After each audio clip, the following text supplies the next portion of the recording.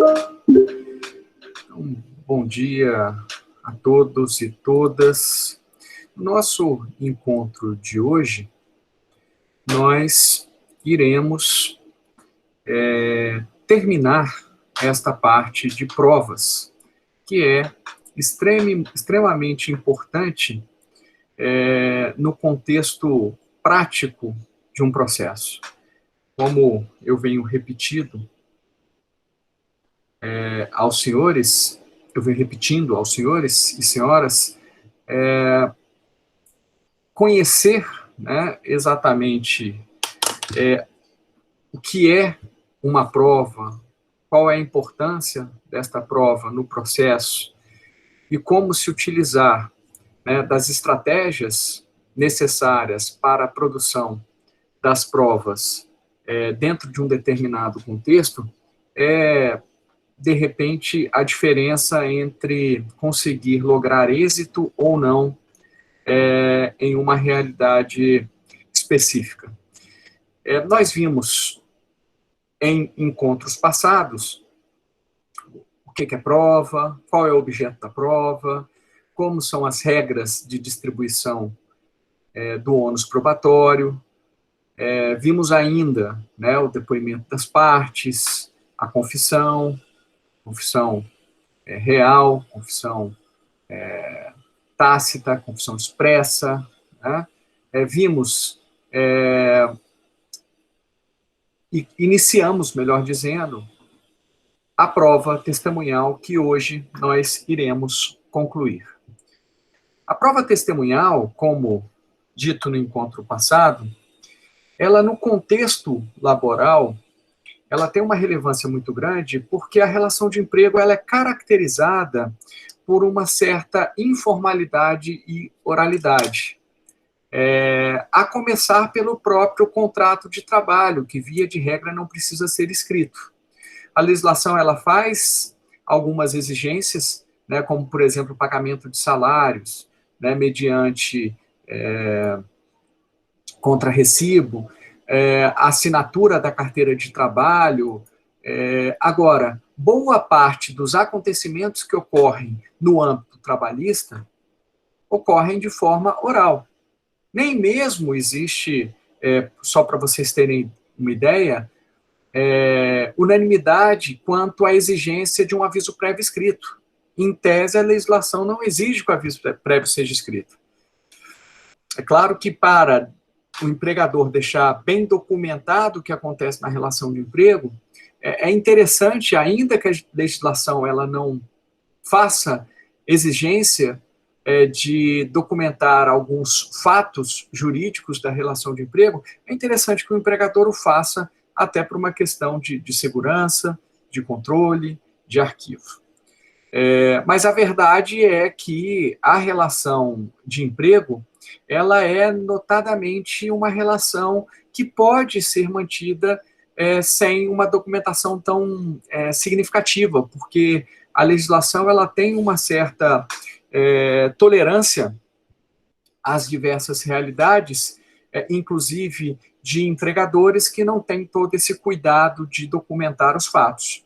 E sem contar, né, que muitas vezes o que a gente tem são empregados que são contratados sem qualquer registro. A legislação exige, né, que a carteira de trabalho seja anotada, mas nem sempre isso é feito pelo empregador. E, obviamente, o empregado não pode ser prejudicado, né, por um descumprimento legal do empregador. Então, não é porque a carteira de trabalho não foi assinada que o vínculo empregatício não vai ser reconhecido. Como todos nós sabemos, vigora no direito do trabalho o princípio da imperatividade das normas, da indisponibilidade dos direitos e também da primazia da realidade. O que importa, portanto, é a realidade efetivamente vivenciada entre as partes, independentemente da formalização ou não. Em outras palavras, naquela situação em que o empregador ele não assinou a carteira de trabalho, não pagou salário mediante contra-cheque, por exemplo, não fez qualquer tipo de registro daquele vínculo empregatício, o empregado ele não pode ser prejudicado, ele entra com uma ação, exige seus direitos, inclusive, né, de assinatura da carteira de trabalho. Agora, como que o empregado vai provar esses fatos se nada foi documentado? Ou se pouco foi documentado? Justamente por meio de provas orais, via de regra. Pode até ser que ele junte um documento, um e-mail, olha, ele assinou minha carteira, mas olha aqui ele dizendo que estava me contratando na data tal. Ele não assinou minha carteira, não me deu contra-cheque, né? Mas olha aqui o depósito que foi feito na minha conta bancária. Então, é importante vocês entenderem que quando a gente fala de provas, a gente fala de todas. Qualquer prova, né, legitimamente obtida, ela pode ser utilizada aqui no processo de trabalho. Mas há uma característica, né, diferentemente do que ocorre no processo civil, em que a prova documental ela tem uma força grande, há aqui uma predominância de provas orais e também de documentos, né? Mas a testemunha acaba tendo uma importância muito grande.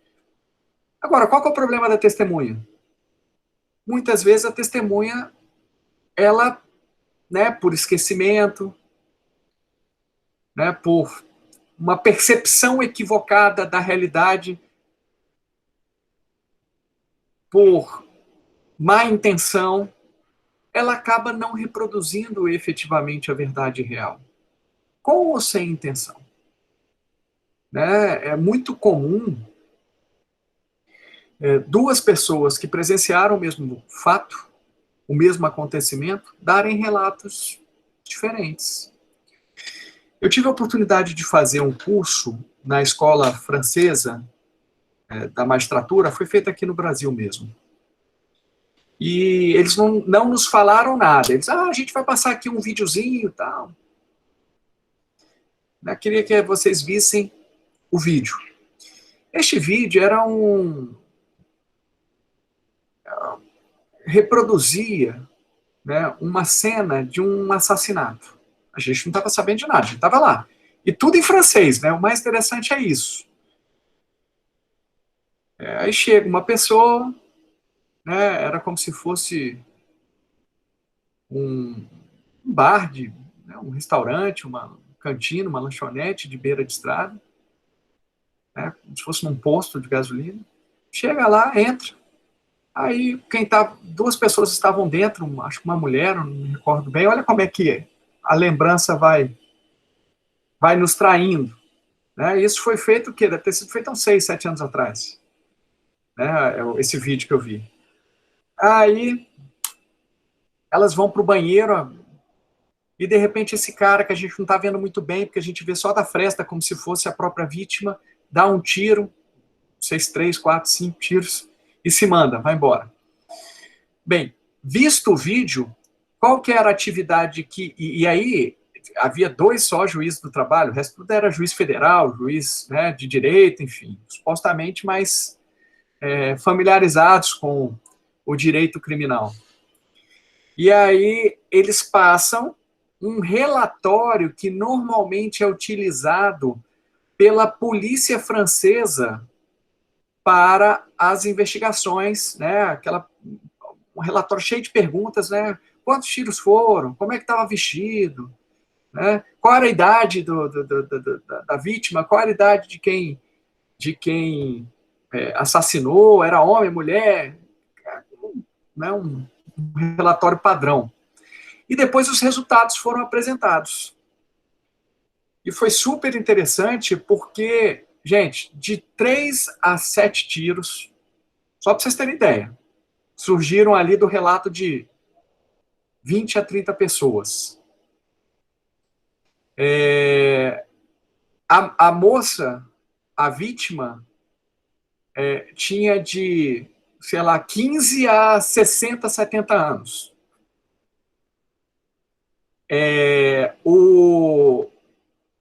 Quem matou estava de calça jeans, de bermuda, assim, tudo que você puder imaginar apareceu ali nas informações. De gente que não tinha qualquer intenção em mentir.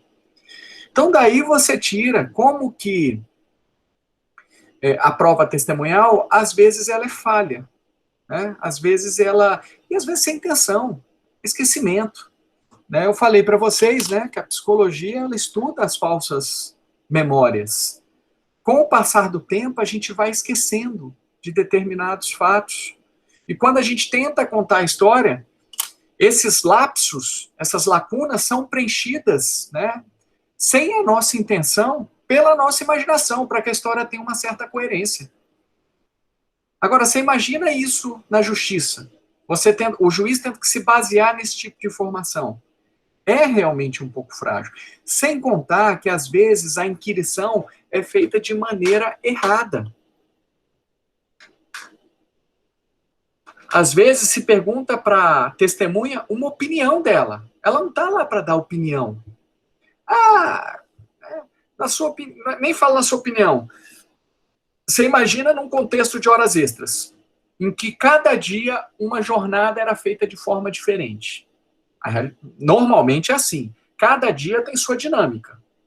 Né? Pode acontecer de ser uma praxe, a gente aqui faz uma hora extra, pode. Mas normalmente cada dia tem sua demanda diária e aí às vezes se excede, né, se diminui e assim por diante. Aí chega lá a testemunha e fala, tá, em média ele trabalhava de tanto a tanto. Mas da onde que tirou essa média? Se na realidade a média a gente tira a partir das apurações diárias. Na realidade, essa média, ela é uma opinião, é meramente opinativa. E, às vezes, muito induzida pelo que já está no processo colocado pelos advogados. O advogado diz que a média trabalhava de tanto, aí chega a testemunha e fala mais ou menos isso. A gente, às vezes, percebe, para não ficar muito na cara, varia ali, às vezes, 15 minutos, alguma coisa, só para não ficar tão certinho. E é muito difícil de resolver isso, gente. É muito difícil, porque também, se não for assim, não tem como provar nada. E a culpa da não prova não é muito do empregado ou do empregador, é porque não houve o registro. A legislação, agora, com a reforma trabalhista, está dispensando o registro de até 20 empregados, né, por estabelecimento de até 20. Como é que o empregado prova, então? Ele vai provar mediante esse tipo de prova que é muito frágil. É muito frágil. E aí a culpa é de quem? É da Justiça do Trabalho, que às vezes defere horas extras com base nesse tipo de prova? Não. Se a legislação chegar assim, olha, tem que registrar. E registrar corretamente. Aí fica mais fácil, porque se verifica que o empregador não registrou corretamente, aí a culpa é dele. Aí ele vai ter que assumir o risco. Agora, se verifica que o registro é correto, aí tá lá, tá tudo provado. É prova documental. Então, são situações que até hoje a gente não consegue solver muito bem. Né? A maioria das audiências que eu faço tem hora extra. Ou, não dizer que a maioria, mas muitas audiências têm hora extra. E aí a gente fica falando de questões quase que ficcionais. Então, quando eu vou ouvir uma testemunha, eu sempre falo para ele o seguinte, olha, vocês não estão aqui para dar opinião, para, a partir da sua realidade, dizer o que vocês acham que aconteceu. Vocês estão aqui para descrever fatos. E aí eu preciso muito da sinceridade de vocês. Se vocês não viram o fato, ainda que tenha acontecido mesmo com você, você não pode dizer que com ele aconteceu, porque isso é uma dedução. O que você pode fazer é o seguinte, comigo aconteceu, era dessa forma, com ele eu não vi. Outra coisa, se vocês tiverem visto o fato, o acontecimento, a rotina de trabalho, mas se vocês não lembram muito bem, vocês vão ter que me dizer, olha, eu estava lá realmente, mas eu não tinha essa preocupação de ficar analisando exatamente o horário que chegava, o horário que saída, era para ele trabalhar de tanto a tanto, agora não me recordo muito bem. Vocês têm que ser sinceros, inclusive na imprecisão. Vocês não têm que chegar aqui e falar qualquer informação. Por quê? Porque uma vez falada, a informação consta dos autos. O juiz, ou ele vai se convencer de que aquilo é verdadeiro, ou próximo do verdadeiro, que é a verdade formal, né, produzida nos autos, que o objetivo é sempre se aproximar da verdade real, nem sempre isso é possível. Ou o juiz vai ter que dizer o seguinte, olha, essa testemunha não me foi convincente. De nada adianta uma testemunha falar x mais y mais z é igual a 20 se o juiz não se convencer de que isso é verdade. Então não é porque a testemunha falou que aconteceu isso que a coisa aconteceu. Vocês concordam? Se eu chego para vocês e falo, olha, gente, eu ganhei 500 milhões de reais na Mega Sena americana. Quer dizer que aconteceu? Não. Ah, mas ele prestou compromisso de falar. Sim, mesmo prestando compromisso de falar a verdade, a pessoa pode estar mentindo. E às vezes os advogados confundem um pouco isso, né? Ou pelo menos não observam. Dizem, a testemunha falou, tá ótimo. Sim, mas se a testemunha que falou isso não foi convincente, não vai adiantar, é melhor ouvir outra. Excelência, provavelmente o juiz, não, mas a testemunha já depois sobre o fato. Excelência, mas né, eu insisto porque ainda né, tem algumas arestas. Vejam que no nosso curso, a gente tenta não apenas passar a teoria para vocês, mas passar também o que a escola francesa chama de saber ser. Existe o saber-saber, que é a teoria, existe o conhecimento baseado no saber fazer, que é a questão operacional e prática, né? Como se faz uma petição inicial, como se faz um recurso, como se faz umas razões finais, uma exceção de competência, isso é o saber fazer, que aí envolve também o conhecimento teórico, mas aplicado a uma questão concreta, e existe o saber ser, que é um conhecimento comportamental. É como se comportar diante de determinadas situações. E aqui no nosso curso a gente tenta passar um pouco dessa vivência para vocês. E o advogado tem que estar ligado, sabe? Não é porque a testemunha diz Y que está provado. Não, tem que ver se a testemunha é convincente, se a testemunha realmente ela, né, se mostrou confiável, se ela foi contraditória, se ela, né, a linguagem não verbal dela é uma linguagem que, de alguma forma, evidencia que ela não está muito segura do que ela está falando, tá? Então, o juiz precisa separar as coisas, e às vezes é difícil, porque por mais que se avise a testemunha, daqui a pouco ela está dizendo o que ela acha que aconteceu. Então, teve um caso aí, um caso mais demorado, chatinho, supostamente de um assédio, e aí era aquele assédio que começava há 20 anos atrás e foi persistindo em todos os lugares do empregador, que era um empregador grande. Aí você fica pensando, poxa, mas será que esse cara deu azar de todo o departamento que ele foi? Ele era assediado ou o assédio estava acompanhando ele porque o problema não estava tanto na empresa, mas na forma como ele encarava a situação? E a minha conclusão está mais baseada na segunda situação. Na realidade, o que aconteceu? Esse camarada, ele se dizia perseguido, né, na cidade X, depois ele mudou para a cidade Y, também foi perseguido por outro gestor, empresa grande, né, que não tinha nada contra ele, empresa de mais de 100 mil empregados. Ele é mais um, você imagina se o presidente da empresa vai ficar perseguindo ele, mandar alguém ficar perseguindo. Na verdade, ele que era, né, mais sensível, enfim. E aí ele me trouxe alguém da outra cidade para provar que ele era preterido, enfim, nas promoções e tal. Aí, porque ele era muito certinho, né? Ele não fazia coisa errada. Aí eu falei, uai, mas deixa eu te falar, vocês estão... Aí a testemunha falou assim, não, realmente, às vezes a gente tinha que agir mais rápido, ser mais ágil e pular um pouco o roteiro que era previsto pelo empregador, porque a gente precisava dar andamento nos processos. E ele já, assim, aí a testemunha fala, e ele já segurava um pouco mais, porque ele achava que tinha que cumprir etapa por etapa. Sim, mas como é que você sabe disso? Ah, porque ele me disse. Uai, então você não pode dizer que acontecia isso. Você pode dizer aqui que ele te disse que acontecia isso, não que dar a pedalada, né?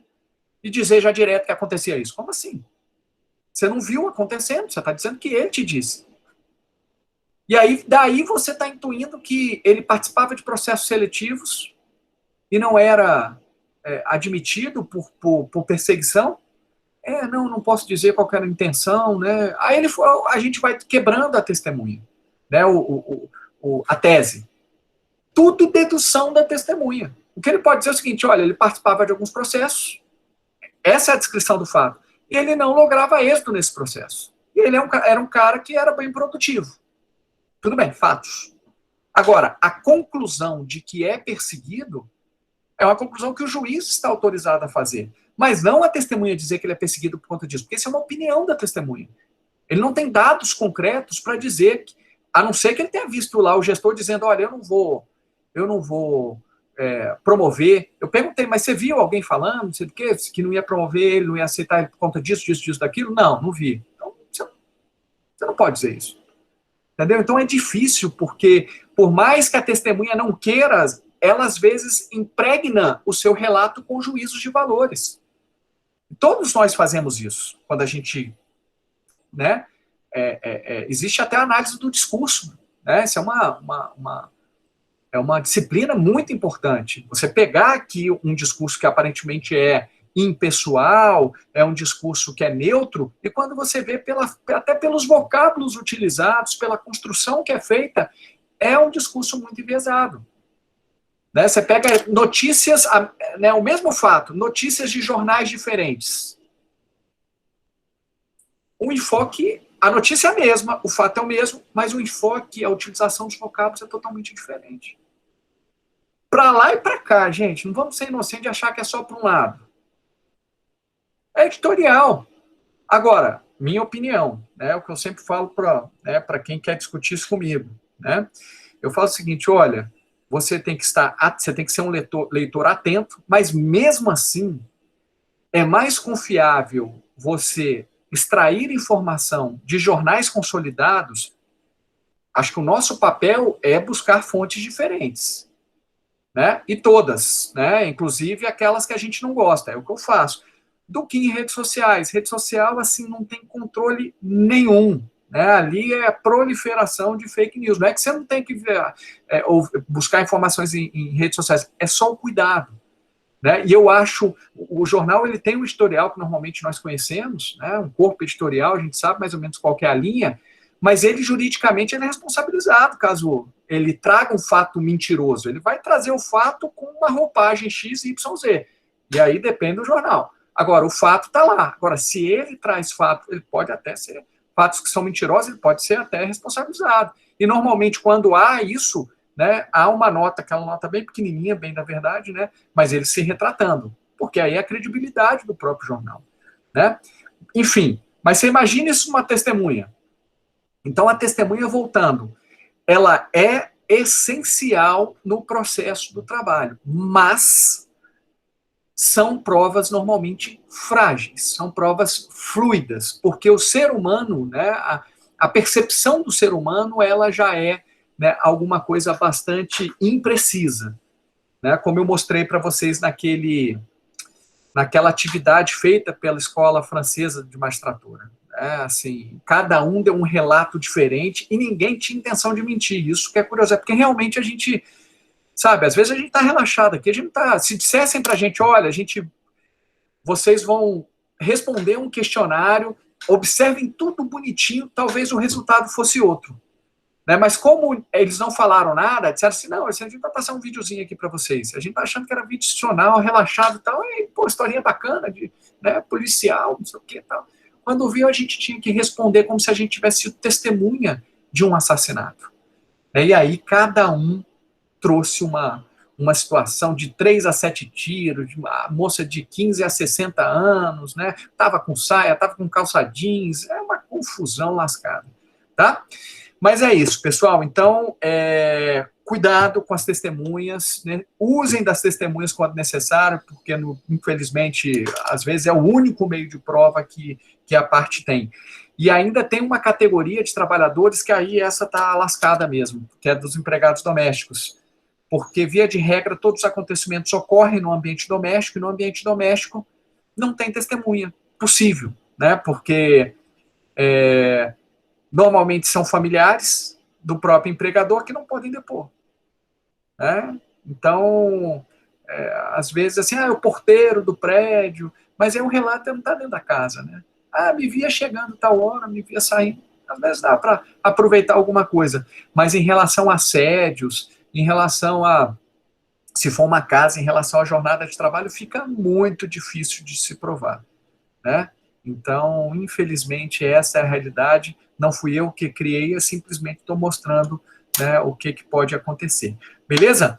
Voltando aqui à questão da disciplina trabalhista da prova testemunhal.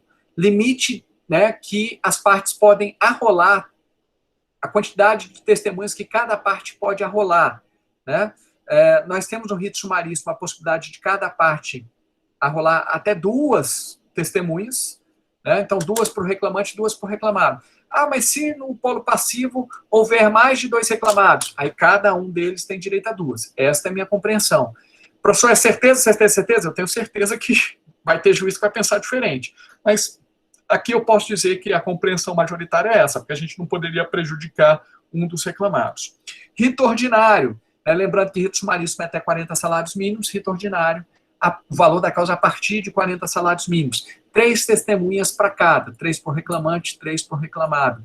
Inquérito para apuração de falta grave, 6 testemunhas para caso. Lembrando que inquérito para apuração de falta grave é aquela ação judicial em que o empregador ajuiza contra o empregado que tem uma estabilidade decenal ou de dirigente sindical. Qual é o objetivo do inquérito para apuração de falta grave? Provar que aquele empregado cometeu uma falta grave e que, portanto, ele deve ser ter o seu contrato rescindido por justa causa. O objetivo desta ação é desconstituir a relação de emprego de quem tem uma estabilidade decenal e de quem tem uma estabilidade de dirigente sindical, tá? E aí, durante esse período de tramitação, provavelmente esse empregado vai ficar com o contrato suspenso, enfim, é uma coisa complicada.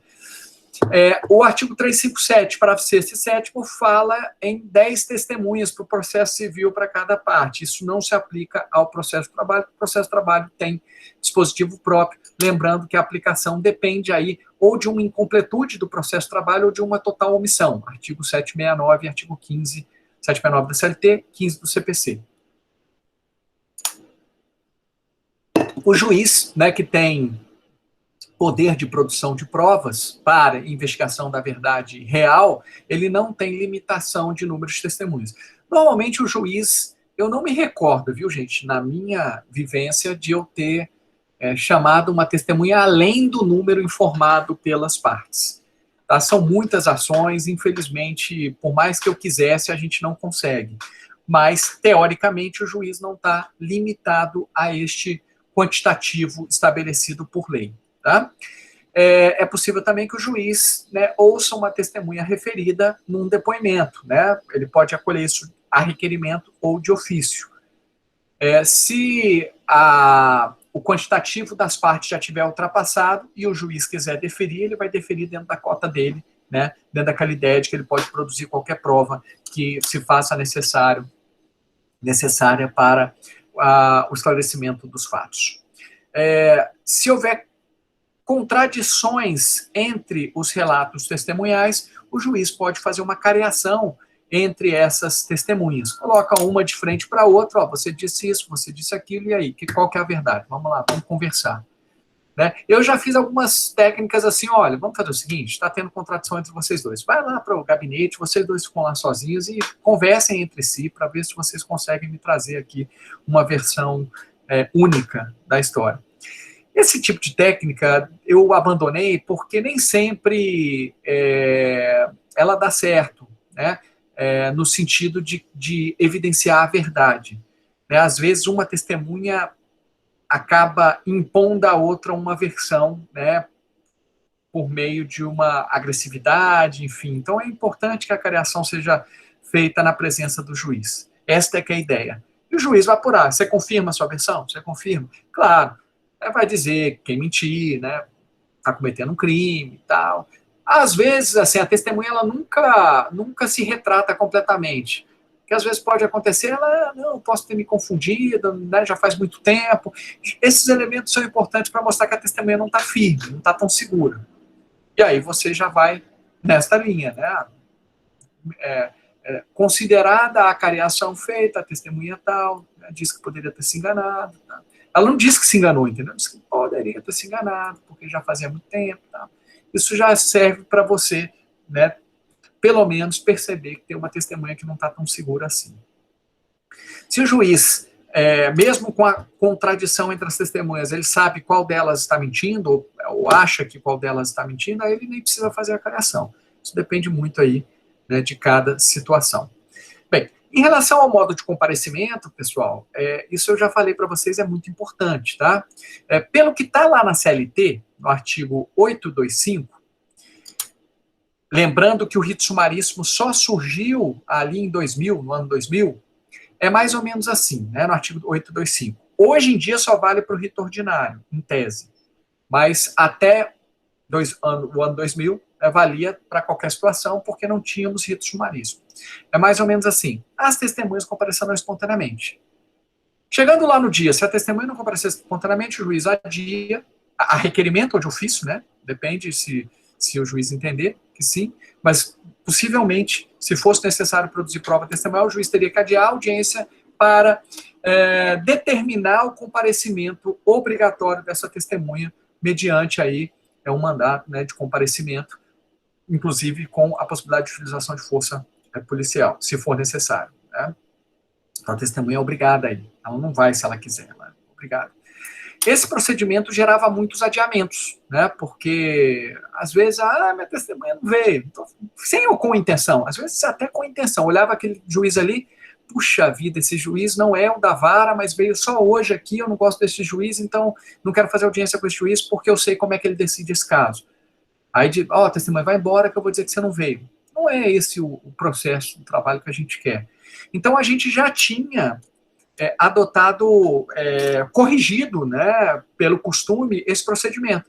Na audiência inaugural, a gente já perguntava, ou até no mandado de citação, olha, tem interesse em ouvir a testemunha? A testemunha vem espontaneamente? Se a parte dissesse que vinha espontaneamente, aí, meu amigo, se ela não vier espontaneamente, estava precluso, o juiz tocava a audiência. Ué, mas você disse que ela vinha espontaneamente. Né? E normalmente funcionava muito bem, porque o convite da testemunha via de regra por telefone. O advogado chega, vai ter no dia tal, aí no dia da audiência, se lembra da audiência aqui, eu preciso que você chegue em tal horário, combinar sempre meia hora antes, de antecedência, para não dar problema. Então funcionava muito bem. Né? O juiz perguntava, as testemunhas compareceram espontaneamente? 90% das partes eles compareceram espontaneamente. Chegava lá no dia da audiência de instrução, elas vinham espontaneamente. Aí se não vier espontaneamente, precluiu. Você disse que vinha espontaneamente, agora não vamos adotar o rito do 825. Em 2000, surgiu o rito sumaríssimo. O rito sumaríssimo já falava diferente. Já falava assim, a testemunha vem espontaneamente, mas caso ela não venha, a parte vai ter que provar que convidou. Era isso. Normalmente, os advogados, né, acostumados às testemunhas virem espontaneamente, eles nunca provavam. Não mandavam um e-mail, não mandavam mensagem. Né? Então, em 99% dos casos, as testemunhas vinham. Mas naquele 1% que a testemunha não vinha, aí o juiz, no rito sumaríssimo, até 40 salários mínimos, o juiz perguntava, e aí? Mas o senhor provou que convidou a testemunha, né, para o advogado, para a parte? Não, foi de forma oral, tal. Não tem prova, a lei exige que o convite seja provado. Com o CPC de 2015, artigo 455, né? Com o CPC de 2015, gozado que não está aqui, artigo 455 está aqui, ó. Nós temos um modelo muito semelhante ao do rito sumaríssimo, só que com mais requisitos. As testemunhas podem vir espontaneamente, a responsabilidade de intimar as testemunhas é do advogado, via de regra, tem as exceções lá, Defensoria Pública, tal, Ministério Público, mas via de regra, as testemunhas vêm espontaneamente. Quem tem que fazer esse convite é o advogado. Então, retira a responsabilidade do Estado, né, do judiciário, então é mais rápido, mais barato, porque se for o Estado vai ter que ou movimentar oficial de justiça, isso é caro, vai ter que ter um corpo de oficiais de justiça maior para isso, ou vai ter que ser via correios, né, comunicação postal. Então, na realidade, agora é o advogado. Só que, se a testemunha não vier, o advogado vai ter que provar que fez o convite. De que forma? Aviso de recebimento, conjuntada desse aviso de recebimento 3 dias antes. É interessante essa exigência da juntada aos autos, da comprovação do convite com 3 dias de antecedência. Porque não dá para chamar a testemunha no dia. Você imagina. Eu chamei hoje. Mas hoje tá muito em cima, a testemunha tem seus compromissos. Eu vou adiar uma audiência, porque a pauta, gente, ela é muito cara. Cara no sentido, é muito importante para o juiz. Se o juiz não faz aquela audiência, há um prejuízo muito grande, porque ele vai ter que pegar aquele processo, jogar para o final da pauta, e a pauta vai aumentar. Cada vez mais demora a realização das audiências. Porque uma audiência que era para ser feita hoje, agora vai passar para cá. Isso vai atrasar todas as outras ações, né? Porque esta audiência foi adiada de forma injustificada. Então, eu acho que o CPC teve a inteligência, né? O legislador, nesse caso, teve a inteligência de falar o seguinte: você tem que provar, mas tem que provar com antecedência. E aí você precisa juntar com até 3 dias de antecedência o convite, né, para mostrar que fez esse convite antes.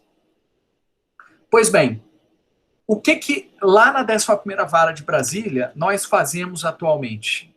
A gente, no nosso chavão, né, da audiência inaugural, a gente no finalzinho da audiência inicial, a gente chega bem assim e pergunta: doutor, as testemunhas vêm espontaneamente?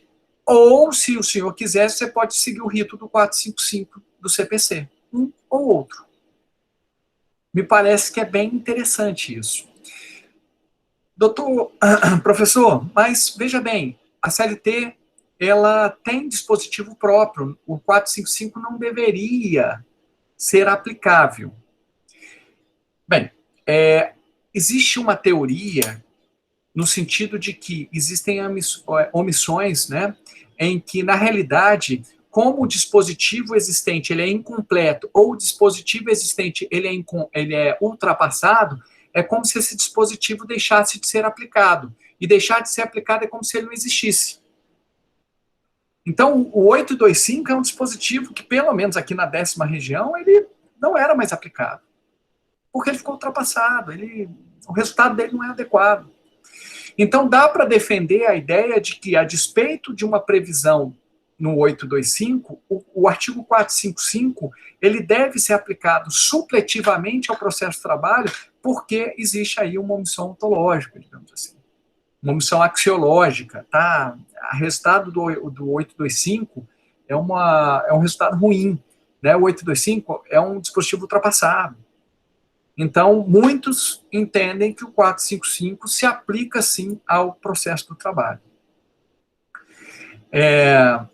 Agora, devo reconhecer, por transparência, que existem alguns juízes e tribunais, né, que também entendem que o 455 não deve ser aplicável ao processo do trabalho, uma vez que existe dispositivo expresso no 825 da CLT. Então, não haveria omissão. Beleza? Vamos lá. As testemunhas, elas não podem se comunicar durante a audiência. A CLT chega a falar em uma sala própria em que as testemunhas deveriam ficar. Elas deveriam ficar isoladas. Por quê? Para que não haja contaminação da prova. O grande problema é que a Justiça do Trabalho, via de regra, não tem essa estrutura. É mais um custo de ter uma sala específica para deixar as testemunhas. Sem falar que ia ter que ter alguém lá para cuidar dessas testemunhas, né? Vai que rola uma confusão lá entre elas. Uma pressão entre elas. Então, hoje em dia, como é que a gente tenta resolver isso? Mais ou menos o que a gente faz com depoimento pessoal. A testemunha que não foi ouvida não pode presenciar os depoimentos testemunhais anteriores. Então, a gente deixa elas fora da sala de audiência e vai ouvindo a primeira testemunha. As outras ficam lá do lado de fora. Quando a gente chama a segunda, a testemunha que foi ouvida fica dentro da sala de audiência, porque ela já prestou o depoimento dela. Ok? Ela não pode sair, porque se ela sair, ela avisa tudo que aconteceu para as outras, aí contamina a prova. Então, ela fica lá. Aí a gente escuta a segunda.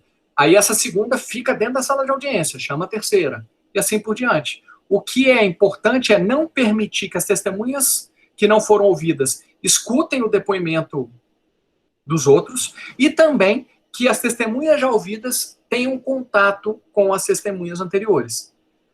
Nas audiências telepresenciais isso é muito mais difícil, porque o juiz não está vendo muito bem onde é que está acontecendo, o que está acontecendo. Né?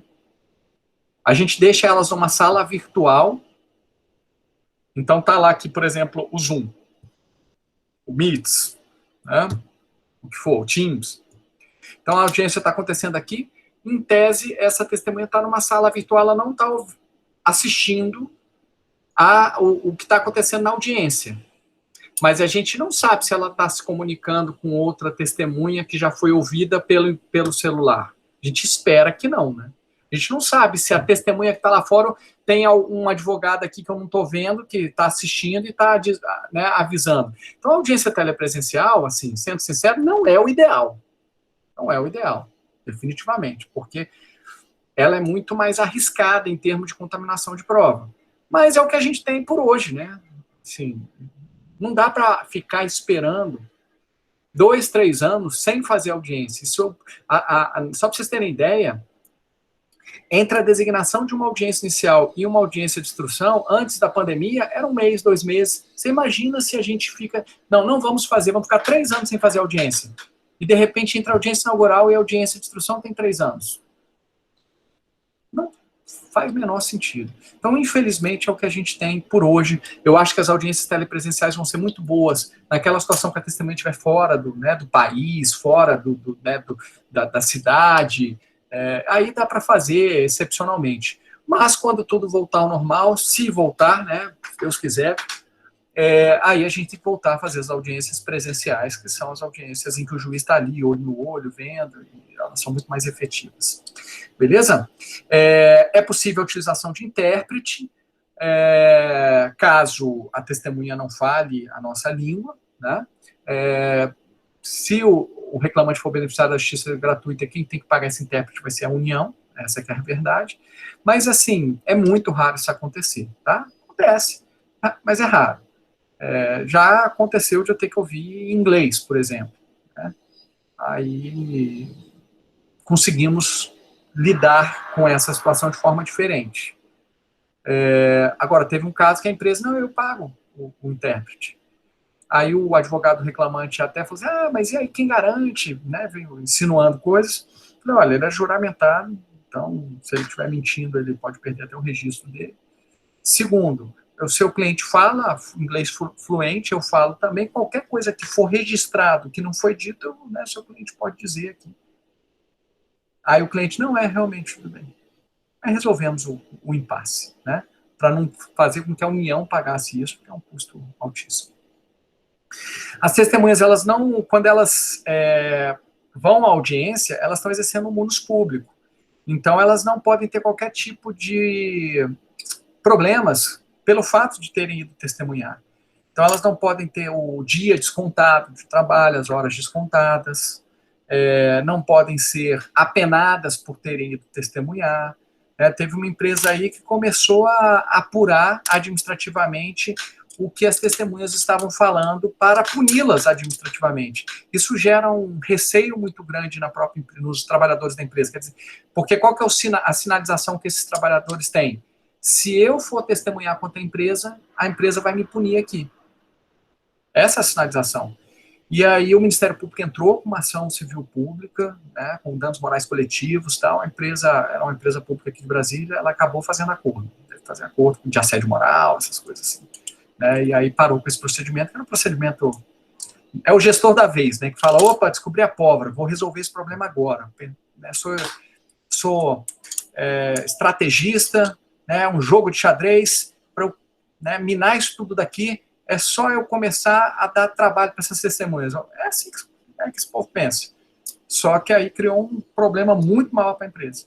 Né? A empresa teve que fazer uma série de eventos relacionados a assédio moral, né? Reconhecer que o procedimento não era adequado. Mas elas mentiram em juízo. Bem, isso tem que ser apurado no processo. No processo não tem isso. Né? E administrativamente você não pode fazer isso. Tanto é que o juiz nem determinou a prisão das testemunhas.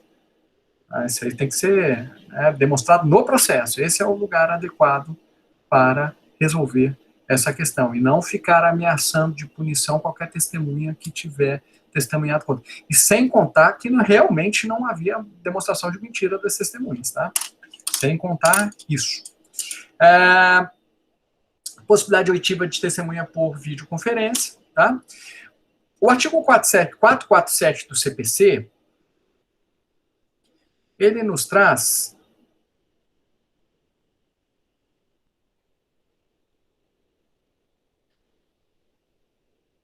deixa eu pegar ele aqui,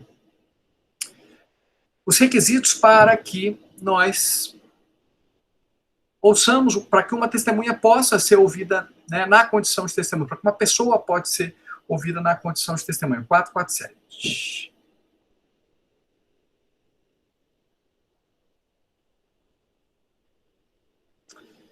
Podem depor como testemunha todas as pessoas, exceto as incapazes, impedidas ou suspeitas. Aí diz quem são os incapazes. O interdito por enfermidade ou deficiência mental, o que é cometido por enfermidade ou retardamento mental ao tempo que ocorram os fatos não poderia dissemi-los, né, ou ao tempo em que deve depor não está habilitado a transmitir percepções, o que tiver menos de 16 anos, o cego, o surdo, quando a ciência do fato depender dos sentidos que lhes faltam. E aí vem com as hipóteses de impedimento, que são hipóteses objetivas, né? O cônjuge, o companheiro, o ascendente, descendente, qualquer grau, e o colateral, o terceiro grau, o que é parte na causa, o que teve em nome de uma parte. E os suspeitos, o inimigo da parte ou seu amigo íntimo, o que tiver interesse no litígio, e assim por diante. Ou seja, aqui, para ser testemunha, tem que ser capaz, né, dentro do que o CPC determina, e não pode ser uma pessoa que supostamente seja parcial naquele contexto específico, porque é parente, porque é amigo íntimo de uma das partes, porque é inimigo capital de uma das partes, porque tem interesse no processo e assim por diante. Tá? É por isso que quando na audiência a testemunha é chamada, aí é feita a qualificação dela, né? Nome, endereço, estado civil, número de documentos, até porque se o juiz precisar prendê-la, ele precisa desses dados, né? Para saber onde localizá-la, enfim, assim por diante. Para saber identificar a pessoa que cometeu o crime. E depois o juiz faz uma série de perguntas, né? Como, por exemplo, você é muito amigo do fulano? Porque num ambiente de trabalho, pessoal, que a gente convive com as pessoas, é muito normal a gente se relacionar, né, com essas pessoas e até estabelecer amizades e inimizades. A verdade é essa. Mas esta amizade e essa inimizade é a ponto de tornar a testemunha parcial, de fazer com que a testemunha queira ajudar uma das partes ou prejudicar uma das partes. Então, às vezes, vem um advogado com página do Facebook, olha aqui, estava todo mundo junto. Sim, mas era um almoço do trabalho, né? O pessoal almoçou junto, é normal almoçar juntos. Tá? Então, é muito difícil pegar essas amizades, tá? Por mais que elas existam. Porque, a bem da verdade, boa parte dos advogados orientam, não deveriam orientar, mas orientam como que se deve se proceder nessa situação. Isso, para mim, é uma questão ética, né? Eu acho que a testemunha, a única coisa que o advogado tem que falar é o seguinte, olha, diga a verdade. Diga a verdade, né, de forma objetiva, o juiz vai fazer perguntas objetivas, então diga de forma objetiva, é isso. Mas não é dizer, fala isso, fala aquilo, fala... Mas, infelizmente, a gente sabe que às vezes acontece. Mas perguntas que possam ajudar a ver se a testemunha é amiga. Já foi na casa dele? Fui. O quê? Fazer o quê? Não, foi um aniversário, foi uma reunião de toda a empresa, ou do grupo lá, né, uma reunião de trabalho, foi um churrasco de trabalho. É normal, né? Todo mundo que era daquele setor foi. Não, eu fui várias vezes lá, porque nós somos amigos, né? Já foi na sua? Fui, fomos várias vezes. Vocês saem, assim, se falam por telefone constantemente? Sim. Aí tá claro que é uma amizade já mais delineada. Aí o juiz não deve ouvir na condição de testemunha. Tá? Não deve ouvir, não deve nem fazer, né? Nem fazer, nem tomar o compromisso de dizer a verdade. Né? Às vezes o advogado do reclamado, é bem comum vir com essa alegação pelos reclamados, ele entrou com uma ação de indenização por danos morais, portanto é inimigo, né? Calma lá, não é porque entrou com uma indenização por danos morais contra um gerente que é inimigo da empresa. Tem que avaliar o contexto, né? Agora, tem duas situações que são interessantes. Normalmente, a primeira vinculada a testemunhas que são arroladas pelo reclamante. Vem o reclamante, traz uma testemunha. Aí o advogado do reclamante fala, eu queria contraditar a testemunha. O que é contraditar? É impugnar, né? É manifestar a parcialidade daquela testemunha para que ela não seja ouvida como testemunha. Aí vem o advogado do reclamado e fala o seguinte, essa testemunha entrou com uma ação contra a empresa. Bem, entrar como uma ação significa dizer que a testemunha é inimiga da empresa ou a testemunha tem interesse no processo? Segundo o TST, não. Porque ajuizar uma ação é um direito constitucional de todo cidadão. Então você não pode ser considerado parcial pelo simples fato de exercer um direito. Não é isso que vai evidenciar a sua falta de isenção. Bem, isso na teoria. Na prática, pode ser que essa testemunha tenha interesse? Sim. Tenha raiva da empresa? Pode. Lógico que pode. Você não está dentro da cabeça dela. Ficou chateada, magoada com a empresa não cumpriu os direitos dela, enfim. Tá nem aí para a empresa. Pode. O problema, na minha ótica, são de duas ordens. Primeiro, se você impedir que uma testemunha seja... Que um ex-empregado, melhor dizendo, ou um empregado que tenha ajuizado uma ação contra a empresa seja testemunha, você inviabiliza o reclamante de ter testemunhas. Porque, via de regra, quem são as testemunhas do reclamante? Aqueles que já saíram da empresa. Quem está na empresa não vai querer ser testemunha arrolada pelo reclamante. Porque vai ter medo de falar alguma coisa contrária à empresa. Concordam? Então, normalmente, quem está ainda empregado fala, me deixa fora dessa, não quero ir e tal. Alguém pode falar assim, professor, mas você disse que a testemunha tem que ir obrigatoriamente. Se o juiz determinar, tem que ir, verdade. Mas aí também o reclamante vai querer chamar uma testemunha que não quer depor? Se ela não quer depor, é porque ela está com medo. Se ela está com medo, provavelmente ela não vai falar... Ela vai ter medo de falar a verdade. Porque a verdade talvez não seja interessante para a empresa e ela tem medo de perder o emprego. Então tem uma questão de ordem prática aí, nessa súmula 357 do TST. E uma questão de ordem jurídica. De fato, o simples fato de ajuizar uma ação, numa relação madura, né? Que nem todo mundo é maduro a esse ponto, o simples fato de ajuizar uma ação não significa dizer que você tem raiva da empresa, que você vai ser parcial, você está ajuizando a sua ação, o seu direito. Professor, mas se for uma ação, vamos lá, se for uma ação com os mesmos pedidos, patrocinada pelo mesmo advogado, o reclamante tem uma ação pedindo horas extras, indenização por danos morais, salário por fora, e a testemunha, que também tem o mesmo advogado reclamante, tem a mesma ação, mesmo pedido, contra a mesma empresa. Aí não está claro que um quer ajudar o outro? Gente, pode até ser, mas mesmo assim, o TST reiteradamente tem entendido que não há suspeição de forma imediata.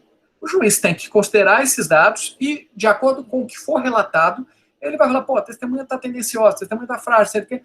Pô, e ainda mais tem essa situação aqui, aí beleza, é uma testemunha que não está me convencendo. Mas não dá para impedir que ela testemunhe apenas porque ajuizou a ação contra o empregador com o mesmo pedido patrocinada pelo mesmo advogado. Beleza? Professor, mas vamos piorar a situação. O reclamante foi testemunha da sua testemunha agora. E essa testemunha, que aproveitou o depoimento testemunhal na sua ação do reclamante, agora quer testemunhar em favor do reclamante. Com o mesmo advogado, com os mesmos pedidos. Está evidente, professor, a troca de favores. Eu vou até concordar. Mas, para o juiz, é arriscado acolher essa contradita, porque possivelmente haverá uma nulidade. Já aconteceu comigo, eu já acolhi contraditas nesse sentido, e o tribunal falou o seguinte, não, mas tem a súmula 357, que não é tão específica em relação a isso. O que hoje eu faço numa situação como essa? Eu escuto como testemunha, para não ter nulidade, e aí eu avalio o depoimento dela, lembrando essa circunstância que evidencia, né, sugere uma certa parcialidade da testemunha. Tá? Então, é uma questão estratégica para que não seja acolhida uma nulidade. Então, só para saber, o fato do empregado, súmula 357 diz, o fato do empregado ajuizar a testemunha, melhor dizendo, ajuizar uma ação contra o mesmo empregador, não gera a sua suspeição. Beleza? E se o empregador traz um empregado para ser sua testemunha? Essa testemunha é suspeita? Pelo mesmo motivo. O fato do empregado ainda manter relação de emprego com o empregador não significa dizer que, a priori, ela é suspeita. Mas o julgador tem que tomar cuidado. O juiz tem que tomar cuidado. É uma testemunha que ainda tem um vínculo empregatício, pode ter medo de falar. Então, você vê que esses dois entendimentos tentam preservar os depoimentos pessoais, a condição de testemunha, né, dessas duas pessoas, porque, de fato, o empregador também vai ter dificuldade, viu, de achar testemunha se não for empregado dele. O empregado que já saiu não tem interesse em depor a favor do empregado. A favor, assim, né? Porque a testemunha não é da parte, não é a testemunha do reclamante, testemunha do reclamado. As testemunhas são arroladas, mas as testemunhas são do juízo. É do juiz, em tese. Na prática, nem sempre é assim. Mas a testemunha arrolada pelo empregador, normalmente ainda tem vínculo empregatício com ele. Porque aqui já se mandou, já foi embora, já não tem mais vínculo empregatício, ela não tem mais interesse. Às vezes acontece, a gente é surpreendido, tá? Tanto testemunhas arroladas pelo reclamante que ainda tem vínculo empregatício com o empregador, como testemunhas arroladas pelo empregador que não tem mais vínculo empregatício com o empregador. Mas não é a situação comum. Via de regra, as testemunhas arroladas pelo reclamante já saíram da empresa e, via de regra, as testemunhas arroladas pelo reclamado ainda têm vínculo empregatício. Em nenhuma das duas situações, essas condições são suficientes para gerar a suspeição. Isso deve ser guardado, né? O julgador deve, na sua análise probatória, deve avaliar isso tudo. Poxa, uma testemunha que tem a mesma ação contra o empregador, com o mesmo advogado, né? Não, ela foi convincente mesmo assim. Beleza. Ok, ótimo. Não, ela, poxa, né, parece tendenciosa, né, tá fazendo muita dedução em relação à sua situação pessoal, tá projetando sua situação pessoal ao reclamante, mesmo sem ter participado das situações, então essa não me convenceu. Mas é um elemento da análise probatória, e não um elemento de impedir que sirva como testemunha. Beleza? Técnica de inquirição. Normalmente a gente começa com as testemunhas do reclamante, né, arroladas pelo reclamante. Normalmente o juiz, ele começa a fazer as perguntas, isso não é obrigatório, o juiz já pode passar para as partes, né? Mas no meu caso, eu normalmente faço as perguntas, quando eu encerro as perguntas que eu entendo necessárias, aí vem o advogado fazer as perguntas. Normalmente começa o advogado que arrolou aquela testemunha fazendo, depois você passa a palavra para o outro. Então, começa com... Então, só para vocês entenderem o roteiro. A testemunha foi arrolada. O juiz começa ouvindo as testemunhas do reclamante, fazendo as perguntas. Depois ele vai ao advogado do reclamante e fala: doutor, tem perguntas? Tem. Aí faz as perguntas para a testemunha, mas lembrando que a inquirição, via de regra, não é direta pelo advogado. O advogado pergunta ao juiz, o juiz vai filtrar as perguntas para ver se elas são indutivas, se elas são necessárias, são pertinentes, enfim. E aí repassa para a testemunha. Tem juiz que já autoriza direto para andar mais rápido. Doutor, faz as perguntas aí rápido para as testemunhas. Então, o advogado reclamante faz as perguntas para a testemunha enrolada por ele, depois o juiz passa para o advogado reclamado fazer as perguntas da testemunha enrolada pelo reclamante. Acabadas as testemunhas do reclamante, o juiz pergunta: tem testemunha, doutor? Para o reclamado. Né? Aí vem a testemunha do reclamado, o juiz faz as perguntas dele, passa para o advogado reclamado fazer as perguntas, depois passa para o advogado reclamante terminar as perguntas. Doutor e professor, pode ser que seja necessário reinquirir as testemunhas? Sim, a requerimento ou de ofício. O juiz pode reinquirir tanto as partes como as testemunhas. Então, depois que prestou os depoimentos, não é que acabou. Se o juiz quiser, não está muito convencido, ele pode fazer, né, perguntas às partes que já foram ouvidas, só para confrontar com o que foi relatado pelas testemunhas, e também para qualquer outra testemunha que ele achar interessante. Beleza? O juiz, via de regra, ele vai indeferir as perguntas indutivas, tá? Que não tiverem relação de fato com a controvérsia e já respondidas. Então, é muito comum o advogado fazer a pergunta, o juiz, doutor, qual que é a pertinência? Doutor, isso ele já respondeu. Doutor, o senhor está induzindo a resposta. Como é que é uma pergunta indutiva? É aquela que a testemunha vai falar sim ou não. Por exemplo, é muito comum, eu sou muito criterioso com isso. O advogado reclamante pergunta, doutor, para o juiz, né? Mas querendo passar para a testemunha do reclamante. Doutor, eu queria saber se o reclamante chegava às 7 da manhã e saía às 24 horas. Isso é uma pergunta indutiva. Aí o juiz vai, essa pergunta não será possível se fazer, porque na pergunta já tem a resposta. O que o advogado deveria fazer? Qual a pergunta que seria possível ele fazer nessa hipótese? Doutor, eu queria saber qual é o horário que ele chegava, qual é o horário que ele saía. Não está induzindo aí a resposta. Doutor, eu queria saber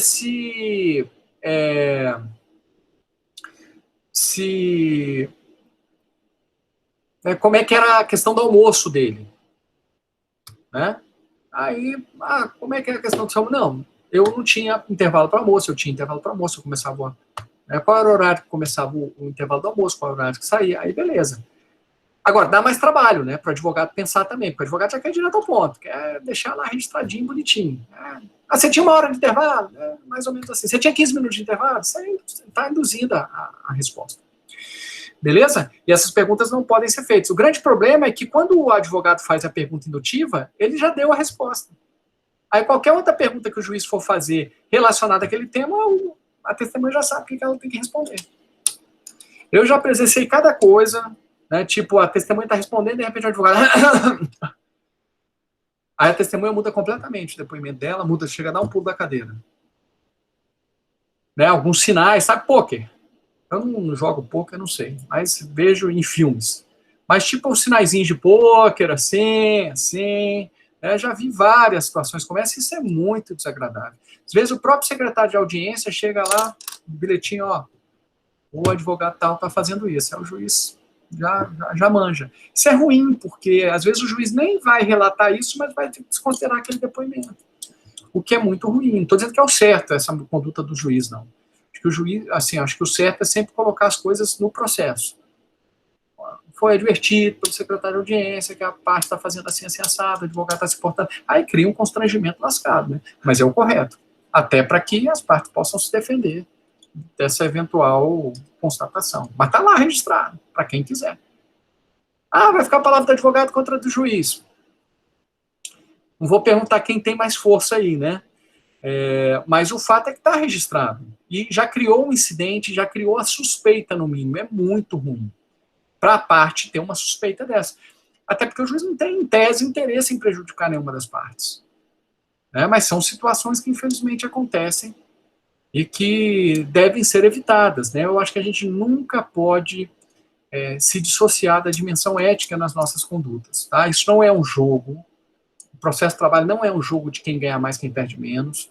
Né? A gente precisa saber as técnicas, conhecer a teoria, saber como se comportar sempre de acordo com a nossa dimensão ética. Tá bom? Então, assim, e lembrem-se, às vezes vocês vão ter contato com aquele juiz, com aquele tribunal, a vida inteira. Não vale a pena se arriscar por um processo. Por um processo. Não é uma corrida de 100 metros ali que vale tudo ou nada. Ali é uma maratona, é uma carreira inteira. E, né, os advogados conhecem o juiz, e o juiz conhece o advogado, porque a gente vai tendo uma certa familiaridade. Né? Realmente tem advogados que entram lá na sala de audiência e falam, esse advogado é um advogado muito bom, um advogado que eu respeito, advogado... Agora, tem outros, né, que a gente fala, poxa, adotou aquela postura que não é tão legal, tal, e deve acontecer a mesma coisa que os advogados em relação ao juiz, é uma via de mão dupla.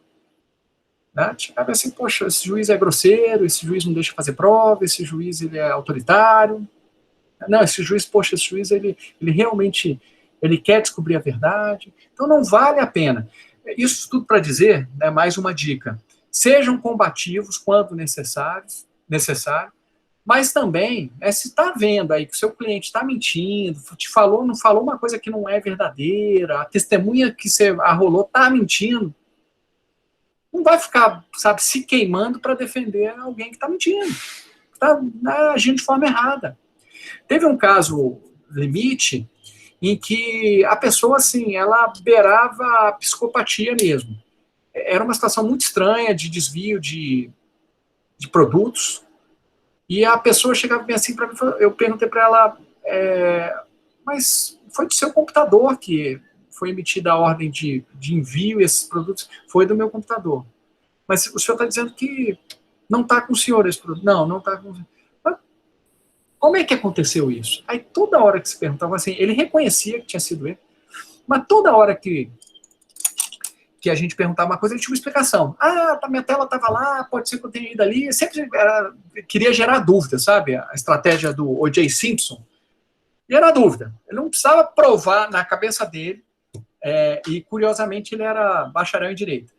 Mas na cabeça dele ele não precisava provar que não foi ele que fez, né? Ele precisava gerar dúvida de que poderia ter sido outra situação. Mas assim, era muito improvável. Muito improvável. Pode ter sido, eu fui lá buscar uma coisa, alguém pode ter entrado. Sim, mas e a senha? Pode ser que alguém tenha visto minha senha. Sabe, é tudo muito improvável. Tudo muito improvável. Mas ele reconhecia que tinha sido ele, que a senha era dele, que ele não tinha passado a senha para ninguém. Então você fala, pô, mas ele reconhece isso tudo, parece que ele é verdadeiro, né? Bem, e aí ele começou a levantar suspeitas que tinha alguém que tinha saído também à mesma época, que tinha enriquecido, tinha, né, comprado uma franquia XYZ. Não dizia que era ele, mas ele gerava dúvida mais uma vez. E aí depois a gente pegou ele na mentira, né, porque nesse caso, como era uma empresa pública, teve uma investigação da Polícia Federal. E a Polícia Federal ia fazer uma perícia lá num documento assinado, e ele se recusou a fazer. Eu falei, cara, mas olha só, você não quer provar que você é inocente? Agora, a perícia que ia demonstrar que, supostamente, segundo a sua versão, que não foi você que assinou isso, você não foi lá? Me explica. Aí, meu amigo, ele é outra história. Porque quando, né, ficaram sabendo que eu ia, aí veio alguém como é que ele falou? Me ameaçar, né? Mas se quiser eu faço agora. Falei, pô, mas não faz sentido. Como é que você faz agora, né, na Justiça do Trabalho, não quer fazer na polícia? Agora você ficou corajoso. Entendeu? Então, assim, eram histórias muito mal contadas, né? Por isso que, assim, eu digo, sinceramente, não se arrisquem, né? Não se arrisquem no sentido não de não serem combativos. Quando o direito é bom, sejam combativos, sempre com muito respeito, né? Os juízes, eles devem saber que cada um tem a sua função dentro do processo. A função do advogado é realmente defender os interesses dos seus clientes, mas, obviamente, dentro de limites éticos. Mesma coisa do juiz. O juiz tem que agir, a função dele é decidir de forma justa e eficiente, mas também dentro de limites éticos. Aqui, para deixar claro, os fins não justificam os meios. Os juízes não podem ser justiceiros, né, de quererem condenar, absolver, enfim, isso em qualquer seara, né, porque e descumprindo o devido processo legal. E, da mesma forma, os advogados eles precisam, né, agir dentro de limites éticos, inclusive pautados na verdade. Agora, se o cliente está dizendo que foi assim, assim, assado, né, eu até entendo que o advogado tem todo o direito de defendê-lo, né, todo mundo tem direito à defesa, mas a partir do momento que se entende que a situação é outra, né, escamotear a verdade, eu acho que não é uma linha. Mas essa é a minha cabeça de juiz. Certamente eu teria uma discussão longa aqui com alguns advogados, promotores, defensores e assim por diante. Mas vamos lá, pessoal. Dando continuidade. Estamos no slide 92, vamos para o 93. Prova pericial. A prova pericial, ela é realizada quando o juiz ele precisa de conhecimentos técnicos que não possui para elucidação dos fatos, para a solução daquela controvérsia. E aí, né, ele designa um perito, um expert, para que possa lhe auxiliar. Então, o perito ele é auxiliar do juiz, né, para, de alguma forma, trazer informações técnicas necessárias para a compreensão né, daquela controvérsia e, evidentemente, para a solução daquele conflito. No direito, no processo do trabalho, melhor dizendo, existe uma situação que a perícia é obrigatória, inclusive quando os fatos são confessados, enfim, quando há revelia, que é a questão da perícia para apuração de periculosidade e insalubridade. Então, ainda que a reclamada ela é revel, o juiz deve obrigatoriamente fazer a perícia. Tá? Esta é a compreensão da jurisprudência, porque a imposição de perícia, nesse caso de insalubridade e periculosidade, ela é uma imposição estabelecida por lei, artigo 195. Tá? Então, havendo revelia, confissão ficta, né,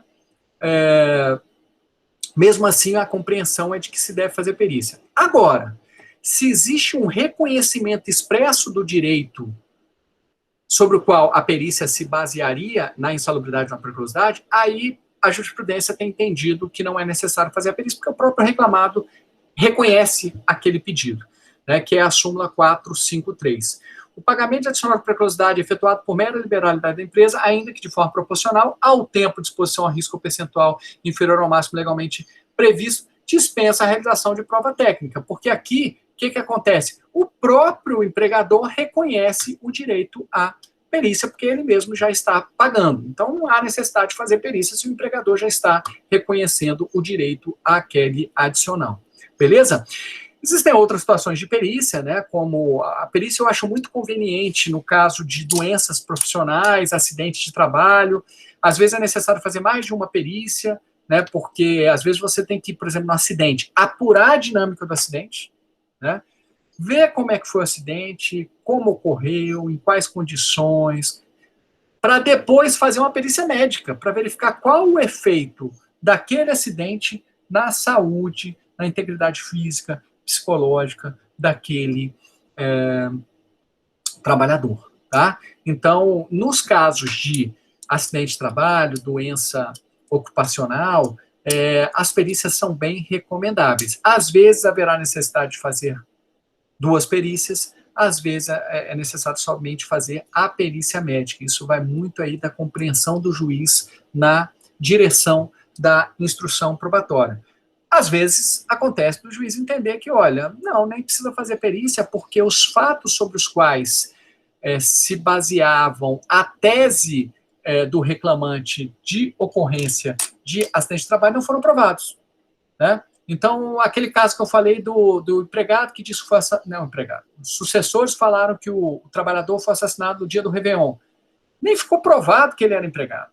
Então, para que fazer perícia disso? Só para gastar dinheiro? Porque o pressuposto para que houvesse a indenização por danos materiais e morais do empregador é o reconhecimento do vínculo. Se o vínculo não é reconhecido, então não há por que fazer perícia naquele caso. Agora, se o vínculo tivesse sido reconhecido, aí sim, talvez fosse necessário fazer perícia, né? Não a médica, porque a pessoa estava morta, mas certamente a perícia ambiental para checar as condições.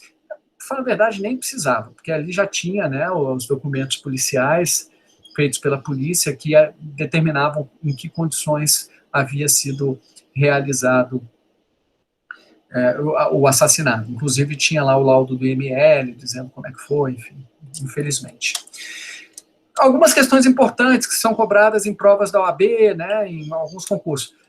Tá bom, então a perícia de salubridade e perícia de periculosidade são obrigatórias, é isso? Via de regra, sim, exceto se o empregador reconhecer o direito àquele adicional. Aí não tem por que fazer a perícia, porque aí é um reconhecimento expresso, é um julgamento com resolução de mérito, está resolvido. Agora, se o empregador não reconhecer, vai ter que fazer perícia. Ainda que o reclamado seja revel, haja confissão ficta, né? O reclamante não tenha comparecido à audiência inaugural, tem confissão ficta, a audiência de instrução tem confissão ficta dele, né? Súmula 74, vai ter que fazer perícia do mesmo jeito. Mas e se o local estiver desativado? Como é que vai fazer uma perícia, né? Se o local de trabalho não existe mais? Vem a súmula J, né? A OJ 278, adicional de salubridade, perícia local de trabalho desativado. A realização de perícia é obrigatória para a verificação de insalubridade. Quando não for possível sua realização, como em caso de fechamento de empresa, poderá o julgador utilizar outros meios de prova. Então, como o local está desativado, possivelmente não vai dar para fazer a perícia no local. Mas isso não significa dizer que o juiz não possa mandar fazer a perícia num local paradigma, semelhante, que o juiz não possa se aproveitar de outros laudos periciais que foram feitos naquele local que foi desativado, né, foram feitos anteriormente, que não possa pedir a opinião do perito, tá bom, não tem como fazer perícia, o local foi desativado, não tem laudo anterior no mesmo local para a mesma função, né, não tem nenhum documento. Ele pode chegar e pedir lá um parecer do perito, olha, de acordo com o que foi descrito aqui, o que você acha? Né? Mas, normalmente, nesses casos, quando não dá para fazer a perícia, a gente faculta as partes a apresentarem laudos de perícias anteriores feitas naquele local em relação às mesmas funções. Mas eu já cheguei a fazer uma perícia paradigma. Era um empregado que ele trabalhava em construção de estradas. Aspergidor, salvo engano, a função, nem conhecia. E a empresa falou assim, olha, a gente não está construindo nenhuma estrada ultimamente, não vai ter como fazer essa perícia. Mas existe a empresa X que constrói, né, nas mesmas condições. Vamos fazer? Reclamante, tem alguma ideia? Pode ser assim? Pode. Aí foi feito na outra empresa. Né, foi uma perícia baseada em fatos paradigmas. Né, é o que diz aí ao J278. Poderá o julgador utilizar-se de outros meios de prova, inclusive que não sejam periciais, porque aí é um caso de impossibilidade de fazer perícia. Bem, a súmula 293 tem uma situação muito interessante, que é a seguinte. Vamos supor que o reclamante, o adicional de salubridade é 10, 20, 40%, né, e pode ser por diversos motivos, né? Por exemplo, agentes biológicos, agentes químicos, né, agentes físicos, calor, temperatura, vibração. Vamos supor que o reclamante fala o seguinte, olha, eu sou motorista de ônibus e há muito ruído, porque o motor do ônibus aí que eu trabalhava, era um ônibus antigo, era na frente, então ficava em cima de mim. Em cima, justamente o contrário, embaixo, né? Embaixo. Mas o barulho, a expressão, o barulho ficava em cima. Mas o fato é que o perito foi fazer a perícia e falou que não, olha, em relação ao ruído, não. Entretanto, em relação à vibração e ao calor do motor, tem insalubridade. A pergunta é, o juiz, ele pode acolher aquele pedido de adicional de insalubridade baseado num agente nocivo diverso do apontado na petição inicial? Na petição inicial se falou em ruído. O perito disse que não, que o ruído estava dentro dos limites de tolerância, mas em relação ao calor e à vibração, estava fora dos limites e ele faria, ele teria direito adicional de periculosidade, de insalubridade, melhor dizendo, a partir de tais questões. Pode ou não? Se a gente fosse aplicar o processo civil de maneira cega e irrestrita, né, se a gente fosse legalista, a gente diria que não, porque seria um julgamento aí, talvez, extra petita, baseado numa causa que não foi apontada. Mas nesse caso concreto, o Tribunal Superior do Trabalho foi bastante avançado, e, na minha ótica, de maneira bem correta. Por quê? Porque, a bem da verdade, o reclamante somente vai saber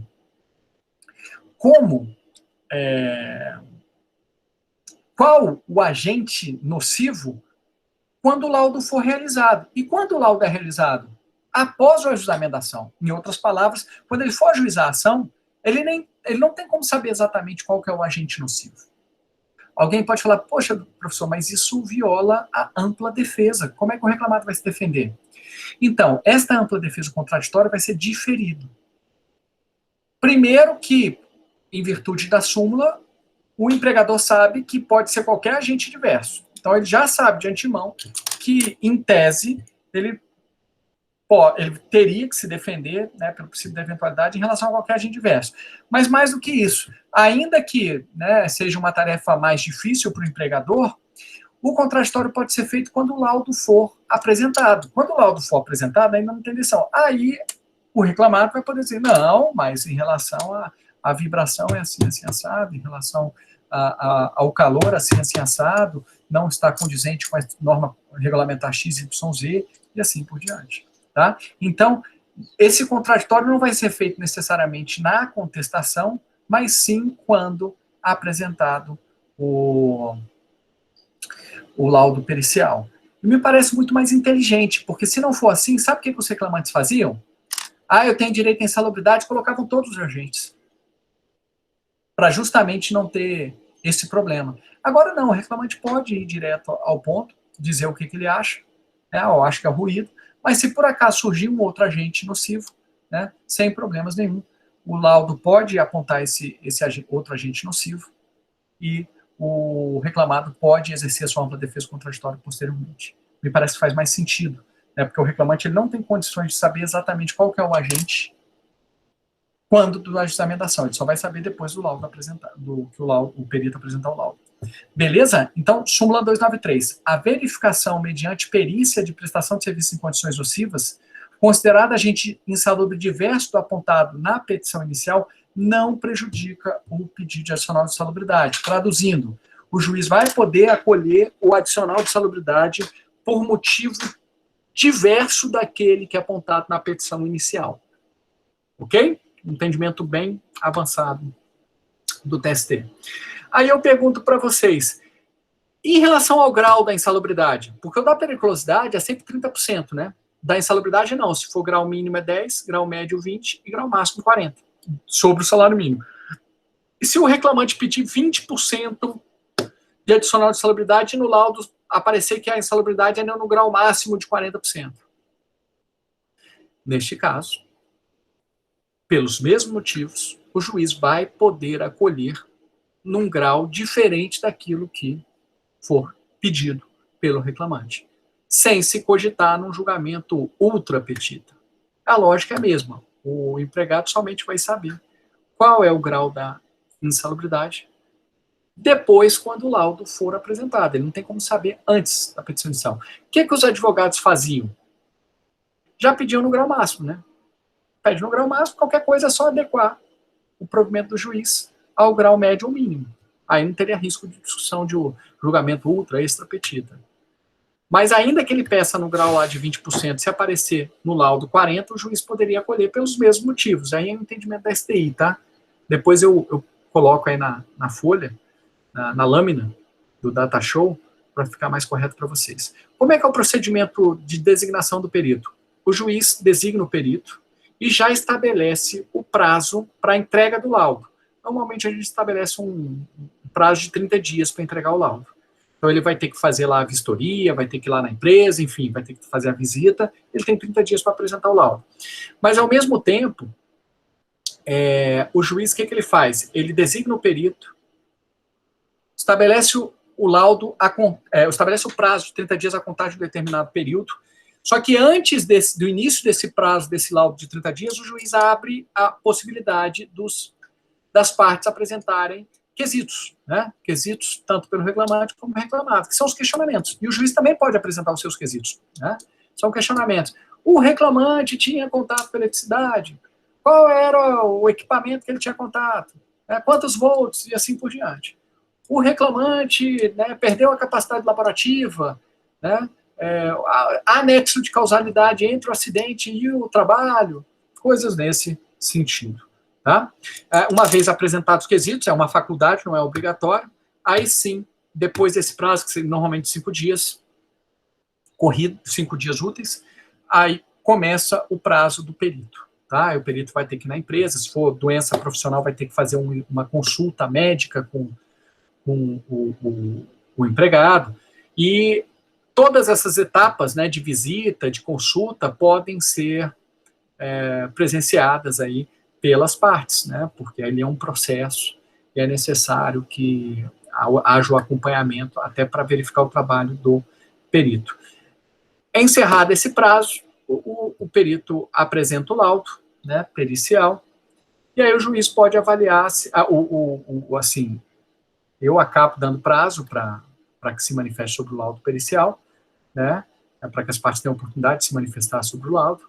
o juiz ou faz concluso, se o juiz, para julgamento, já direto, encerrar a instrução e julgar, ou se o juiz entender que ainda existem arestas a serem, digamos, aparadas, né, alguns esclarecimentos a serem feitos, ele pode pedir ainda para o perito complementar o seu laudo, enfrentando os questionamentos das partes, né? Normalmente uma parte concorda, a outra parte discorda. Normalmente é assim, né, via de regra. Beleza? E quem paga os honorários periciais? A legislação do processo de trabalho sempre foi no seguinte sentido: quem pagará é o sucumbente na pretensão do objeto da perícia. Ou seja, quem vai pagar é aquele que o juiz decidir de forma contrária no objeto da perícia. Vamos supor que seja insalubridade. Ao juiz deferiu a insalubridade para o reclamante. Quem o juiz julgou de forma desfavorável na insalubridade? O reclamado. Então, o reclamado vai pagar os honorários. Bem, o juiz indeferiu o adicional de insalubridade. Então, quem vai pagar é o reclamante, porque ele perdeu na insalubridade. Não é bem o laudo que vai determinar isso, mas sim o julgamento do juiz a respeito do objeto da perícia. Porque às vezes a perícia vem dizendo o seguinte: olha, há insalubridade. Se o juiz disser que não há insalubridade, quem vai pagar os honorários é o reclamante. Porque ele perdeu no final, né, no objeto, naquela pretensão de insalubridade. Tá? Então, o que determina é a decisão. Se o juiz julgou de forma desfavorável ao reclamado, naquele pedido que for objeto da perícia, é o reclamado que vai pagar os honorários. Se o juiz julgar de forma desfavorável ao reclamante, é o reclamante que vai pagar. Beleza? Tá bom. E se o reclamante for beneficiado da justiça gratuita?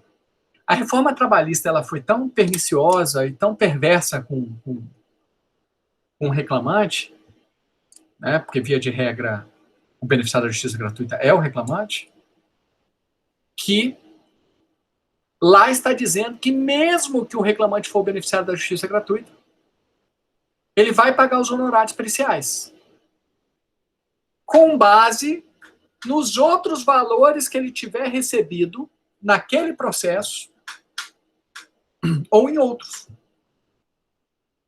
Vamos supor que ele pediu 50 pedidos, né? E aí, ao final, ele perdeu a perícia, o reclamante. Só que, em relação aos outros pedidos, ele ganhou alguns, perdeu outros, mas, no final, ele vai ter direito a 10 mil reais. Vamos colocar 5 mil reais. 5 mil reais. Bem, segundo a reforma trabalhista, o reclamante que perdeu a pretensão objeto da perícia vai ter que pagar os honorários. Vamos supor que esses honorários sejam de 5 mil reais. O que a reforma trabalhista propõe? Que se utilizem daqueles valores que ele ganhou, que são verbas alimentares, verbas trabalhistas, para pagar esse honorário. Ou seja, o reclamante não vai ganhar nada. E aí há um questionamento sobre a constitucionalidade desta alteração. Porque a Constituição, no artigo 5º, 74, estabelece a isenção de pagamentos de custas processuais, de taxas processuais, honorários, para quem é beneficiário da justiça gratuita. Isso ocorre no processo civil. Aí no processo de trabalho vai ser diferente do que ocorre no processo civil, em que as partes estão em condição de igualdade. Você vê a inversão da lógica da reforma trabalhista. Está tratando partes de formas diferentes, sendo que a presunção no processo de trabalho é que o empregado seja hipossuficiente. É uma presunção, estou dizendo que é sempre. E aí o empregado hipossuficiente no processo de trabalho paga honorários, ainda que beneficiário da justiça gratuita, e no processo civil não? Não faz sentido algum. Ah, professor, mas eu ouvi falar que isso é para, né, para que se tenha uma litigância responsável, para o empregado tomar cuidado, né, e não ficar pedindo coisa que ele não tem direito. Gente, não tem como saber se ele tem direito ou não antes da perícia. E a gente não pode presumir que todo empregado está de má fé. Isso é uma presunção de que todo empregado está de má fé. Existe essa presunção em relação ao empregador que sempre não deve nada na contestação? Não. Então, assim, é uma presunção completamente errada, dentro daquela lógica de que 98% das ações trabalhistas do mundo tramitam no Brasil. Da onde que surgiu isso? Sabe de onde que surgiu isso? Um ministro nosso do STF, numa palestra na Inglaterra, falou isso. Aí pergunta, mas ministro, de onde que você tirou isso? Não sei. Só que a informação circulou e veio muito de forma conveniente essa tese de que o empregado ele sempre age de má fé, que ele aposta numa loteria. Existem empregados realmente que ajuizam ações indevidas ou pedidos, às vezes tem alguns pedidos que são exige, mas a gente não pode presumir que isso é sempre. E os números demonstram que não é verdade. Que a maior parte das ações trabalhistas, pelo menos em parte, o empregado tem razão. Agora, combater litigância de má-fé não se combate dificultando o acesso à jurisdição. Combater litigância de má-fé tem institutos próprios. Multa, indenização. Se o empregado tiver com litigância de má-fé, ele vai ser condenado a multa e indenização. O empregador, idem. É nisso que a gente precisa investir. E não dificultar o acesso à jurisdição. E como é que se dificulta? Tornando caro o ajustamento do processo ao empregado. E às vezes o empregado tem razão, só que ele não consegue demonstrar. Você imagine a quantidade de empregados que, com medo de serem condenados em honorários periciais e honorários advocatícios, abrem mão de ajuizar uma ação trabalhista na Justiça do Trabalho. Daí fala, pô, o advogado vai falar assim, olha, você pode ser condenado em honorários advocatícios e honorários periciais. Você quer? Pô, mas eu posso ser condenado a quanto? Se você perder tudo aqui, você pode ser condenado até a 15 mil reais. Ele está pedindo 20. Não é todo mundo que vai querer se arriscar. Aí o empregado tem direito e não ajuiza uma ação. Por isso que o número de ações também caiu muito depois da reforma trabalhista. Não foi porque moralizou. Pode até ter ocorrido uma coisa. Um enxugamento de alguns pedidos que eram pedidos indevidos, que às vezes o reclamante pedia, né? Vamos ver, se eu perder eu não vou pagar nada mesmo, vou me arriscar. Mas em número de ações, assim, muito também por esse receio dos empregados serem condenados, mesmo tendo direito. Porque não é garantia, o empregado tem direito, vocês acham que é garantia que ao final do processo ele vai ganhar? Não tem garantia nenhuma. Porque ele pode não provar direito. A testemunha dele pode ter ficado nervosa, ele pode não ter conseguido prova, a testemunha deixou ele na mão. Né? O juiz pode ter entendido que a testemunha dele estava mentindo quando a testemunha estava falando verdade. Isso tem uma série de situações, né, que fazem com que o direito não seja uma ciência exata. Ele tem direito realmente. Mas isso significa dizer que ele vai ganhar? Não. E aí o empregado não quer se arriscar. Tá? Então, assim, é uma situação muito complicada. Bem, e se por acaso, segundo ainda o artigo 790B da CLT, e se por acaso o beneficiário da justiça gratuita não tem valores a receber, aí a União paga, tá? É isso que está no artigo 790B. A União, se o reclamante, que é beneficiário da justiça gratuita, perdeu, quem tem que pagar em princípio? Ele. Mas se ele não tiver recursos em outros processos para pagar esses honorários, quem vai pagar é a União, porque o perito tem que receber. Ele prestou um serviço. Tá? No passado, antes da reforma, era assim. O beneficiário da justiça gratuita não pagava honorários periciais, mesmo que perdesse, era a União que pagava, que é o correto. É o correto. A justiça ela tem um custo. E o beneficiário da justiça gratuita, ele é isento de pagamento, é uma garantia. O Estado tem que fornecer esse serviço gratuitamente para quem não tem condições, você imagina. Né? Só quem tem condições é que tem direito a acessar a justiça. Não seria uma justiça aí, né? Não seria uma justiça. Seria uma justiça, uma injustiça para a maioria, uma justiça para pouquíssimos. Ou seja, uma injustiça para todos. Né? Só que, do jeito que está agora, é da seguinte forma, para ficar claro.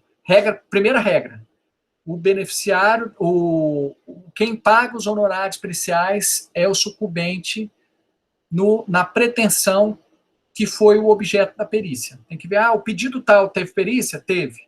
Quem perdeu, paga. reclamante ou reclamado. Beneficiário da justiça gratuita vai pagar, segundo o que está na lei, né, no artigo 790b, com os valores que ele receber naquele processo ou em outros processos. Se ele não tiver valores nenhum e for beneficiário da justiça gratuita, quem paga é a União. Professor, mas e se ele não for beneficiário da justiça gratuita? Aí ele paga. Normalmente a empresa vai pagar. Se ela perder, ela vai pagar a perícia. E há um limite máximo desses valores de perícia estabelecidos no CNJ. Acho que de maneira equivocada. Né? Acho que cada perícia tem sua realidade, o CNJ não pode fazer uma tabela tarifando isso. Mas tentando uniformizar, o objetivo foi esse. Beleza? Dúvidas? O juiz é vinculado ao parecer do perito? Não. Se o juiz não se convencer desse parecer, ele pode mandar fazer outra perícia ou ainda julgar de forma desfavorável a perícia. E para concluir, gente, só mais 3 minutinhos, a última modalidade de prova é a inspeção judicial. É quando o juiz, ele mesmo, vai averiguar um local ou uma coisa. Né? Então, ele mesmo vai buscar, né, de alguma forma, averiguar aquela situação. Seja por uma vistoria, né, de um determinado local ou coisa, seja por uma análise, enfim. Aí depende do tipo de situação que ele busque fazer, seja por um exame. Né? Bem, o juiz irá ao local onde se encontra a pessoa, a coisa, quando ele entender que isso é necessário para melhor verificação e interpretação dos fatos que deva observar. Quando a coisa não puder ser apresentada em juízo sem consideráveis despesas ou graves dificuldades, então o juiz se desloca para averiguar, ou quando determinar a reconstituição dos fatos. Né? Então ele quer ver a dinâmica do acidente, ele vai reconstruir os fatos para entender melhor o que aconteceu. Concluída essa diligência em que o juiz se desloca, né, do foro, da vara de trabalho para uma outra localidade, ele vai lavrar um auto circunstanciado, mencionando tudo quanto for útil ao julgamento da causa. E aí ele pode instruir com desenho, com gráfico, com fotografia, enfim. Gente, é uma modalidade de prova interessante, mas é de muito difícil ocorrência, porque demanda muito tempo do juiz, demanda custos do Estado, são muitas ações. Você imagina se ele tiver que, em toda ação, ele tiver que ir na empresa para entender como é que é o ambiente, como é que são as localidades. Então, normalmente se faz em processos mais complexos, né, que exigem aí uma atenção especial do juiz. O juiz pode também determinar que o perito faça isso. É mais fácil para o juiz, ao invés de se deslocar, porque ele vai ter que se deslocar com o secretário de audiência para tomar nota. Então, é possível, mas assim, é muito pouco utilizado esse tipo de prova. Tá? Pessoal, eu agradeço muitíssimo aí a participação de todos. Vou interromper aqui a nossa gravação e me colocar